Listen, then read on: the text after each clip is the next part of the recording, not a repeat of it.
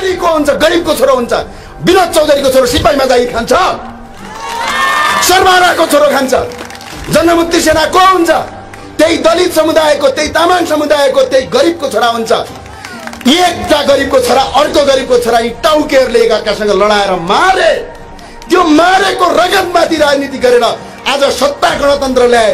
अहिले भने यिनको पद पुगेको छैन, फेरि आन्दोलन गर्ने नेपाली जनतालाई मेरो आग्रह छ, जहाँ भेट्यो त्यही लखेड्नुहोस्। अब अति भयो, इनफ इनफ, ओभर भयो, यो ओभर। अब हामी सहन्नौ। फ्रेडरिक एल्गेसका सिद्धान्त चाहिएका होइनन्, हामीलाई कार्ल मार्क्सका सिद्धान्त चाहिएका होइनन्, हामीलाई हो ची मिन्हका सिद्धान्त चाहिएका होइनन्, हामीलाई चे गवारा र इन्स्टाका सिद्धान्त चाहिएका होइनन्, हामीलाई माओ सेतुङ र माओ जेदुङका सिद्धान्त चाहिएका होइनन्।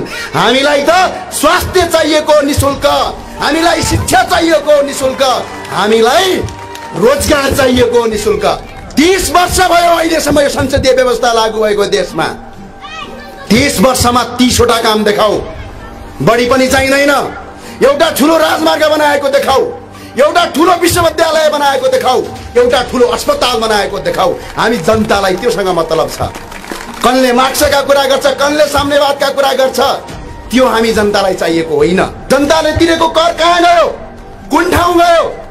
हामी जनताले अमेरिका र युरोप भन्दा बढी कर तिर्छौं, तर त्यो कर तिरेको कहीँ कतै पनि सदुपयोग हुँदैन। मेरो आग्रह छ प्रधानमन्त्री खड्ग प्रसाद ओलीज्यूलाई, मेरो अनुरोध छ, यदि तपाईँ साँच्चै देशको प्रधानमन्त्री, राष्ट्रको राष्ट्रपति विद्यादेवी भण्डारीज्यूलाई पनि आग्रह छ, सम्माननीय राष्ट्रपतिज्यूलाई र विपक्षी दलका प्रचण्डलाई र शेरबहादुर देवाललाई मेरो आग्रह छ, यदि तपाईँ साँच्चै विकासवादी हो भने तपाईको म डाटा हेर्छु।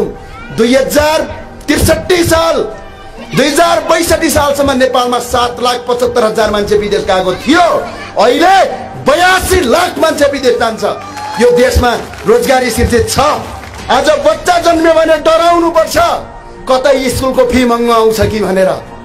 आज अलिकति एक्सिडेन्ट भयो भने डराउनु पर्छ, कतै अस्पताल जाँदाखेरि मेरो घरबार त बिक्री हुँदैन भनेर। आज अलिकति 12-13 वर्षको पुग्यो भने के खाउँ र के लाउँ, विदेशमा नगइकन देशमा बस्न नसक्ने देश भइसक्यो। अझ तिम्रा साम्यवादको कुरा गर्छौ, तिम्रा समाजवादको कुरा गर्छौ, तिम्रा मार्क्सवादको कुरा गर्छौ, तिम्रा यी थोत्रावाद लगेर जाऊ। हामीलाई स्वास्थ्य, शिक्षा र रोजगार चाहिएको, यहाँभन्दा अरू केही पनि होइन। नगरपालिकाको बजेट एक चेक गर्छौं, यो नगरपालिकाको हेर्छौं, हामी त्यसको डाटा निकाल्छौं, त्यसको मापदण्ड चेक गर्छौं। यदि मापदण्ड विपरीत सडक बनेको छ भने वडा अध्यक्षज्यू र यहाँका मेयर साहबज्यू, यो मापदण्ड विपरीत बनेको छ भने साराका सारालाई अख्तियारमा जाग्ने जिम्मा हाम्रो हुन्छ। मापदण्ड विपरीत गर्न पाइँदैन कुनै पनि काम। लुट्ने, यी लुटेराका विरुद्धमा यो अभियान खडा भएको छ। तपाईले लाग्छ होला हाम्रो नेपाल, हामी नेपाली बच्चा बच्ची र केटाकेटी होइन, यी दासत्वहरूको अन्त्य गर्नलाई राजनीतिक अभियान पनि हो, जसले घोषणा गरेर हामी लागिरहेका छौँ देशभरि।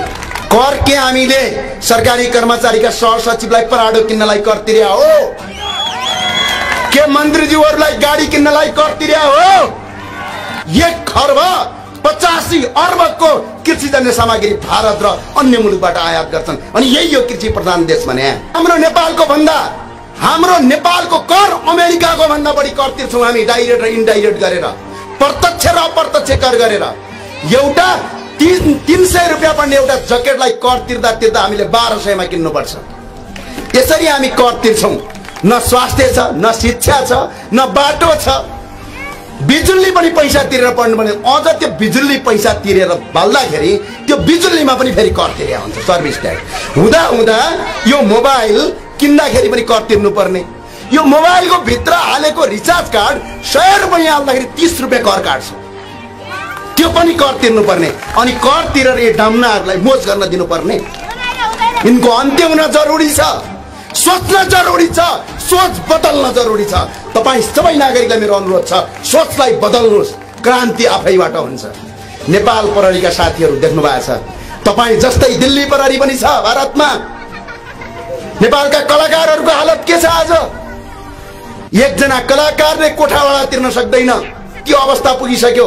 नेपाल प्रहरीका जवानहरूले रात दिन यो राज्यका लागि काम गर्छन्।